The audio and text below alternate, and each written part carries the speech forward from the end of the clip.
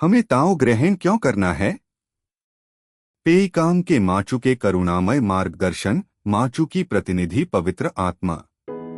एक डॉट ताओ को ग्रहण किए बिना कोई भी जीवन और मृत्यु के चक्र से मुक्त नहीं हो सकता। भले ही कोई व्यक्ति पुल बनाए या सड़कें बनाए, लेकिन उसे एक स्वर्गिक उपाधि प्राप्त गुरु से एक बिंदु पवित्र द्वार प्राप्त नहीं हुआ है, तो मृत्यु के बाद वह केवल आध्यात्मिक लोक में ही पहुंचेगा। जब समय आएगा तब फिर उसे पुनर्जन्म से गुजरना होगा। इसलिए आध्यात्मिक जगत के पवित्र लोग सक्रिय रूप से उन लोगों से जुड़ने के अवसर तलाश रहे हैं जिनका उनके साथ रहना तय है, और वे इन लोगों से उन्हें पवित्र मंदिर में ले जाने के लिए कहते हैं। फिर वे स्वर्ग की मां के द्वारा अनमोल ताओ ग्रहण करते हैं। जब कोई ताओ ग्रहण करता है तो उसके पूर्वजों और वंशजों को भी पुण्य प्राप्त होता है। यहाँ उपस्थित प्रिय सदाचारियों, सर्वोच्च ताओ को प्राप्त करने के लिए परिचयकर्ता द्वारा आसानी से निर्देशित होना बुद्ध के साथ आपकी गहन आत्मीयता और आपके प्रचुर आशीर्वाद का प्रतिबिंब है। आपके वंशजों के 9 जन्मों और आपके पूर्वजों के 7 जन्मों का पुण्य भी आपको मिलता है। 3 स्वर्गिक ताओ अत्यंत महान और बहुमूल्य है। ताओ ग्रहण करने के बाद किसी को आसानी से साधना करना नहीं छोड़ना चाहिए। जो लोग दूसरों की निंदा से प्रभावित होकर ताओ से विमुख हो जाते हैं, वे अपनी नश्वर आंखों से अमूर्त को नहीं देख सकते।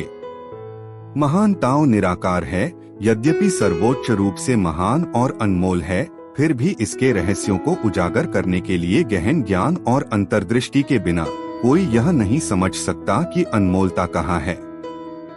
जब आप बूढ़े हो जाते हैं और आपकी आत्मा स्वर्ग में लौटती है, तभी आप इसे सही मायने में समझ सकते हैं। 4 ताओ ग्रहण करना एक सर्वोच्च सम्मान है। इस दुनिया में प्रबुद्ध गुरु से एक बिंदु प्राप्त करना सबसे बड़ा सम्मान है। मानव रूप में जन्म लेना कठिन है, सच्चे ताओ से मिलना और भी कठिन है, और ताओ वाले देश में जन्म लेना भी कठिन है। ताओ की खोज में 4 कठिनाइयां हैं, और आप सभी ने उन पर विजय प्राप्त कर लिया है। इसलिए स्वर्ग लोक के दिव्य लोग और यहाँ तक कि नरक लोक की आत्माएं भी आप सभी से ईर्ष्या करती हैं। 5 माचू ने भी ताओ ग्रहण किया। उस समय मुझे भी प्रबुद्ध गुरु से एक बिंदु प्राप्त नहीं हुआ था। यह लिविंग चीकोंग बुद्ध की दया के कारण ही मुझे ताओ ग्रहण करने का अवसर मिला। इसने मुझे पुनर्जन्म के चक्र से परे जाने और असीम लोक स्वर्ग लोक में जाने की अनुमति दी। इसके अलावा स्वर्ग की मां के आशीर्वाद से मुझे एक विनम्र पद प्राप्त हुआ। पुण्य और सदाचार की कमी के बावजूद मुझे यहाँ एक छोटी सी इच्छा पूरी करने का मौका मिला। मैं इसे हम सभी के लिए प्रेरणा के स्रोत के रूप में सभी सदाचारियों के साथ साझा करती हूँ। 6 ताओ सत्य है, सिद्धांत सत्य है और स्वर्गिक उपाधि सत्य है। स्वर्गिक ताओ वास्तव में सच्चा ताओ, सच्चा सिद्धांत और सच्चा स्वर्गिक उपाधि है। आप सभी जो पुनर्जन्म के चक्र से मुक्त होना चाहते हैं, उन्हें सबसे पहले ताओ ग्रहण करना होगा। दूसरा, आपको सिद्धांतों को समझना होगा, और तीसरा, आपको ताओ की साधना करनी होगी। ताओ की साधना करने के लिए उपदेशों का पालन और सदाचार का अभ्यास करना जरूरी है। नियमों का पालन करने का अर्थ है हत्या, चोरी, व्यभिचार, झूठ बोलना और मादक द्रव्यों से दूर रहना है। सदाचार के अभ्यास में आंतरिक साधना और बाह्य आचरण दोनों शामिल हैं। आंतरिक और बाह्य के सामंजस्य से ही साधना में पूर्ण सफलता प्राप्त की जा सकती है। 7 ताओ ग्रहण करने और उसकी साधना करने से कर्म संबंधी परिणाम कम हो जाएंगे। सांसारिक दुनिया में हर कोई 7 भावनाओं और 6 इच्छाओं से दूषित है, विभिन्न सही और गलत विचारों से प्रभावित है, जिसके परिणामस्वरूप नकारात्मक कर्म की परतें पर परतें जमा होती जाती हैं। पिछले जन्मों के अनसुलझे कर्म निरंतर गहरे होते जा रहे हैं। यदि किसी पर कर्म ऋण नहीं है तो वह मनुष्य के रूप में परिवर्तित नहीं होगा। अपने कर्मों को चुकाए बिना कोई भी मृत्यु और पुनर्जन्म के चक्र से बच नहीं सकता। हर व्यक्ति कारण और प्रभाव के चक्र से बंधा हुआ है और अपने कर्म संबंधों के साथ इस दुनिया में आता है। 8 धन और समृद्धि बादलों और धुएं की तरह क्षणभंगुर हैं।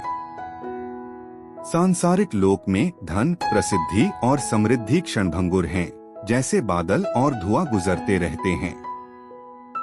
वे एक पल में गायब हो जाते हैं और यहाँ तक कि परिवार के स्नेह, जैसे कि जीवन साथी या बच्चे का प्रेम भी उसी पैटर्न का पालन करते हैं।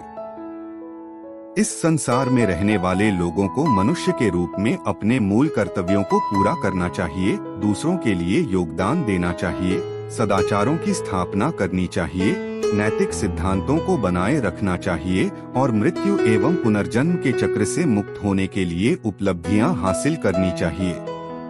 इस जीवन में धन या गरीबी का अनुभव पूर्व निर्धारित है, लेकिन धन और समृद्धि के बीच भी दुख चक्र का एक हिस्सा बना रहता है।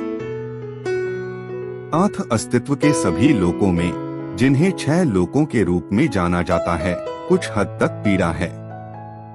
9 ताओ को ग्रहण करने से जन्म और मृत्यु के चक्र से मुक्ति मिलती है।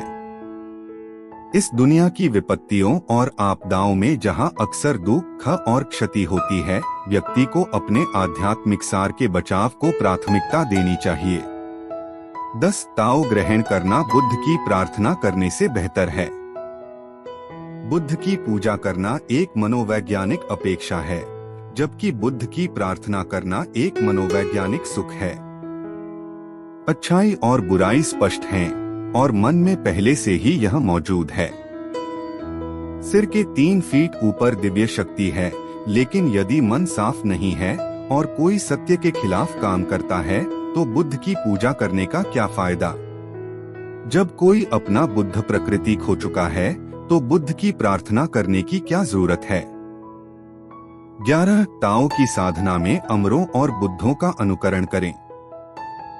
मैं आशा करती हूँ कि सभी सदाचारी लोग बुद्ध की पूजा और प्रार्थना करते समय अमर और बुद्धों के पदचिह्नों का अनुसरण करने के बारे में सोचेंगे, करुणा से कार्य करेंगे, अपना योगदान देंगे, लालच और भ्रम में पड़ने से बचेंगे। अमरों और बुद्धों ने जो स्थायी विरासत छोड़ी है, उसका कारण उनका दयालु हृदय है, जो लोगों की पूजा के लिए संसार में मौजूद है। 12 बुद्ध की प्रार्थना करने से यह कोई जरूरी नहीं है कि आपकी प्रार्थनाओं का उत्तर अवश्य मिलेगा। आजकल लोग अक्सर आशीर्वाद, दीर्घायु, धन और सुरक्षा के लिए बुद्ध की पूजा और प्रार्थना करते हैं। अगर बुद्ध की पूजा करने से आपकी सभी इच्छाएं पूरी हो सकती हैं और हर अनुरोध पूरा हो सकता है, तो कर्म और पुनर्जन्म की अवधारणा अपना अर्थ खो देंगी। 13 ताओ ग्रहण करने से व्यक्ति की आध्यात्मिक चमक बढ़ सकती है। प्रत्येक व्यक्ति स्वर्ग के द्वार पर आध्यात्मिक चमक बिखेरता है। आपके आंतरिक सद्गुणों की साधना जितना बेहतर होगी, आध्यात्मिक चमक उतनी ही उज्ज्वल होगी। किसी के गुण और दोषों को उसकी आध्यात्मिक चमक से देखा जा सकता है। हमें ताओ में विश्वास रखना चाहिए, विनम्र होना चाहिए और मनुष्यों को बचाने के लिए लगन से प्रयास करना चाहिए। अंत में ये सब आपके अपने पुण्य होंगे। 14 ताओ की साधना के लिए शाकाहारी होने की आवश्यकता होती है।